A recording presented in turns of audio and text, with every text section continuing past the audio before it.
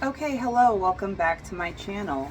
I just want to give a quick little encouragement on nature journaling in your homeschool and making it not a big deal so that you actually do it and actually love doing it. This is another one of those things that I think the internet and social media can kind of ruin for some people that struggle with going into an all or nothing mindset, but truly do love homeschooling, do love the beauty of nature, do love learning about nature, studying nature, and want to be, outside with their kids, enjoying nature as much as possible. So, I'm going to just give you a few tips to keep it light, keep it simple, keep it enjoyable. Okay, so number one, I would say don't schedule it in. Do not schedule extracurriculars into your homeschool. If you're a person like me who you're learning to grow in consistency, maybe your mom wasn't a homeschool stay-at-home mom and this whole lifestyle is something that you haven't seen before, you are doing for the first time. Maybe also you're cooking 3 meals a day or multiple meals for the first time. Maybe you have more kids than your mom had and you're not used to even guiding a home with like multiple different ages in it.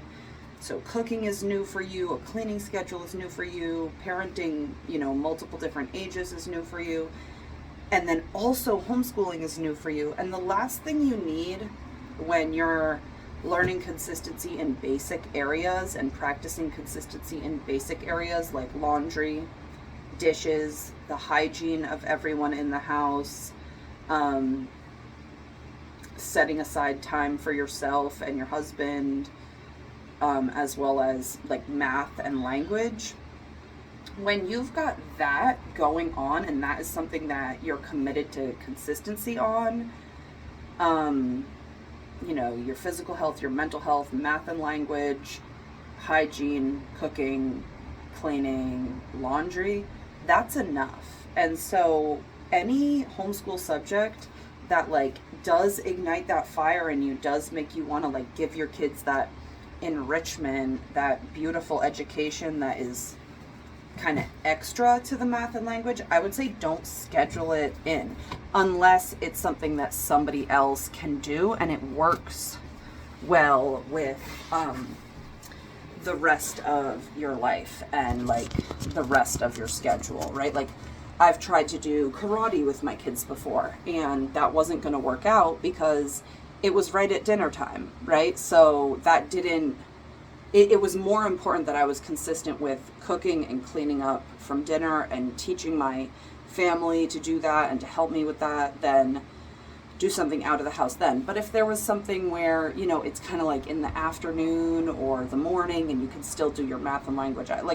right? So I guess if it really fits, you can schedule it in. But otherwise, I would let your heart kind of guide you. So don't schedule it in. Do it when you want to. Do it when you still want to homeschool for a day, but you need a day off. You've been inside, you've been folding, you've been doing math, you've been organizing shelves, you've been, you've been doing other things and you want to get out in nature. That's when I think you should nature journal. Okay, another thing is I think don't make it a big deal. A lot of these social media people and people selling curriculum and people trying to influence you so you keep following them, they want to make the beautifulest, most like, whoa, look at all this stuff. It all looks so pretty in the shot.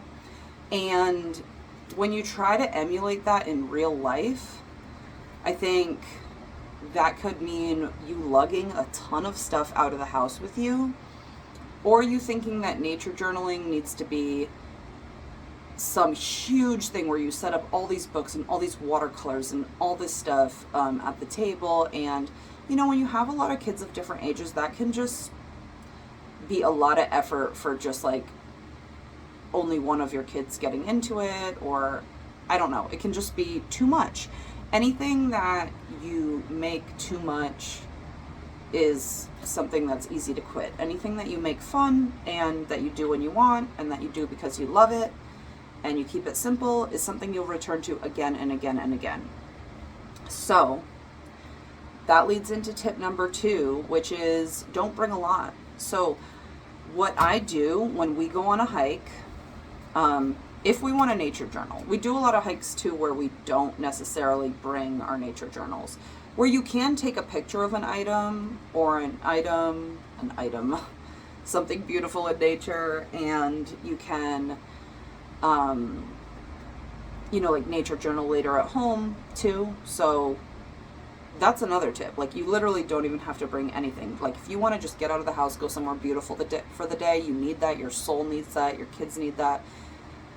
Just, if you need to just go, just go. You always have your phone. You can always take a picture, or you can always like bring some cool stuff home and journal later. But if you are going to bring your materials, which I do think is awesome, because there's something about sitting in nature and journaling that it's really nice for you, first of all, as the mom, because your kids aren't bored. They don't need anything from you. They don't need you to entertain them when you're out near trees and rocks and all this stuff. So you can sit down and journal and leave their journals out and offer to them, do you guys want a nature journal? And, eventually they'll be like, oh, I got to draw this. And they'll pick up their journal and their pen and go. So, but it's really hard to get out when you have an extremely heavy bag, right? So I don't recommend getting each kid watercolors, trying to bring water and jars. I don't recommend bringing all kinds of like books, like bird book, tree book, flower book. I really don't recommend that. I think my kids don't do well carrying stuff in nature. They want to climb trees. They want to run around. They want to turn. They don't even do good bringing a stuffed animal in nature. They'll lose the stuffed animal because once they get out there, they want the stick to be their toy. They want the flower to be their toy. They want to build with stuff. So I really recommend just bring a light journal for each person and a pen for each person. Just hook it right here. Throw that in the back. So this is like our stack. My youngest has a bit of a cheaper one. And then me and my 2 olders have pretty good ones, but they're still light. They're still not too crazy. It's not a hardcover. It does have a hard piece of cardboard in the back, which is nice. It gives it like a nice base and helps it from not getting like too warped. But it's just sketch paper. We always will write where we are at the top, and then we'll draw. And this is really good if you've ever heard of mother culture. Mother culture is a concept in like the Charlotte Mason educational philosophy, which is that like basically like a teacher can't really adequately teach if they're not also living life. And so, you journaling and stuff, it's like, it's good for your own heart, your own soul, your own love of learning, and your kids can feel that, when you love learning too, and you're learning too, and that's going to promote that love of learning in them. I'll show you like some other of my pages. I'll do also pictures of my kids. I'll write little things. I end up really proud of these little things. I will write poems, little poems that just make me feel happy. Oh, to be akin to the wind, more than my hair uplifted by air, and the aerodynamics of wings. I'll just write like silly things. I'll write little things that I notice about the bird, their feathers, what they're doing. Sometimes it's like a big pretty page. Sometimes it's just a couple little drawings and some words. Here again, I've got just a couple little drawings. Sometimes we will bring colored pencils. Like here, I brought colored pencils, and I would say that day it was less flowing. I really like just the one sketchbook and one pen for each person rule. Anything else in the bag is just water and food. I tried last time to bring binoculars, and we turned around on our hike earlier than we would have because my bag was so heavy. So I really recommend keeping it as minimal as possible to be the most enjoyable possible.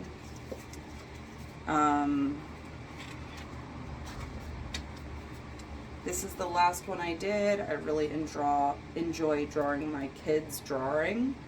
And it's really fun to see what they do in their notebooks as well.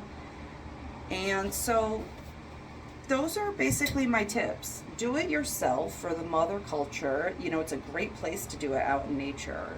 Get some drawing, and my drawing has improved. I can now draw certain butterflies and stuff from memory, just from drawing them from beautiful picture books from the library or like in person. I can draw more things from memory now. And it's just good for you, the writing, the soulful writing, the observing, and it's a place where your kids really don't need much from you, so you can relax and do something lovely for yourself. And then they get into it as well. Also, I will add language arts into these things. So here I wrote everything for my son, except I did have him write Leaf, or I think he wanted to write that himself. And then here he narrated to me just about like his day. So I'll have them narrate something if they're not really ready to write all the time yet. Or for my older, I've had her write paragraphs in hers. She has paragraphs in hers. And even in the back of her book, you'll see we have math review that we've done on days that we just needed to get out, loved getting out, wanted to get out, but still wanted to do some homeschool. You know, I will, of course, have her draw things, have her label them, have her write a paragraph in her best handwriting in here, just about the day or whatever. And then, yeah, sometimes I'll even like just do like a full day basically in the nature journal. I mean, it's a light homeschool day, of course, but you know, you can do that. You know, pen and a sketchbook for each person is not that crazy on your back, even with a water bottle, a big water bottle, and food. Try to not bring too much like glass or heavy containers. Try to keep it simple. I really recommend just leaving stuffed animals in the car. Try to just keep it really simple, and it can be a really beautiful thing that you return to again and again. Also when it's not scheduled in, and it's just when you're ready to get up and go, it's nature journaling is there for you rather than you having to show up every Thursday morning and be there for it, and it's written in your schedule, and yesterday something come up and you missed your math lesson or you didn't get to the dishes, but now you have this weight on you, like I gotta do nature journaling, but also math, but also dishes, and like, oh my goodness, like I'm not good enough at all this. Like that is not what homeschooling should be. The basics should be the things you're consistent in, and everything else should be like literally you just do it because you enjoy it and you do it when you want to do it.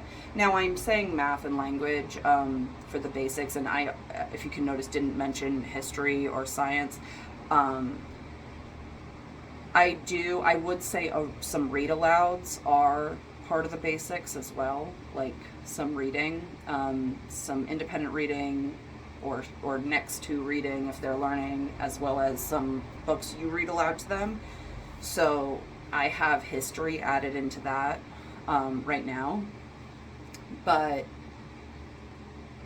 I guess in the fall and winter I take science and history as more of a basic, but in the summertime, you know, I let that be kind of extracurricular and fun too, so that we can enjoy our books from the library and not feel like, oh, we missed a day on the curriculum, but it's like, yeah, but you know, we learned a lot through other ways. It's like, no, we can fully just let our interests lead us outside of the basics in summer. So the basics in fall and winter, I would say math, LA, and then also history and science, if that makes sense. Okay, I just wanted to like pop in and do a little nature journaling thing. I love our nature journals. I love the spice they add to our hikes. You know, it's really nice to take a beautiful hike and then, or walk somewhere pretty, and then like stop and sit down and open up the bag with the snacks and the water and just start drawing, and your kids are climbing, and then you're like, the nature journals are here if you guys want to draw. And like they'll come over and they'll do like a little something, and then they'll go back to playing, and then they'll find something and they'll be like, oh, I gotta draw this, and I'm just still sitting there just working on something, and it's so calming. It can be kind of a good way to sort of like meet friends and say hello to people, and you know, you're there drawing, and it's just like, it feels really good to be like fully immersed in nature. So okay, hope this helps somebody. You know, nature journaling does not have to be, it can be a blessing. It can be literally something that gives to you, right? Something that fills your cup, rather than another thing adding pressure onto, I'm not the good enough homeschool mom, okay? So, yeah, just, I don't know, just shake off some of that if you've got some of that going on, because I have had that before. I've had nature journaling scheduled into my routine, and I've had a tin watercolor set for me and my daughter, and like a thick book, and I had to literally have a babysitter for my other kids when her and I would go to do that. You know what I mean? And it was a whole thing, and we did like 2 entries ever. And then it's like, they might not be in the mood to do that. They might really want to just climb the tree or just splash around, or just, you know, they meet someone and they want to play, or who knows. So it's really simple when you have just some sketchbooks and some pens, because if they don't use it, it's not even that big of a deal to carry and to check off or not, and it's just like a bonus, and it blesses you too. Okay, I don't want to get too wordy. You get the idea. Have a wonderful day. Bye.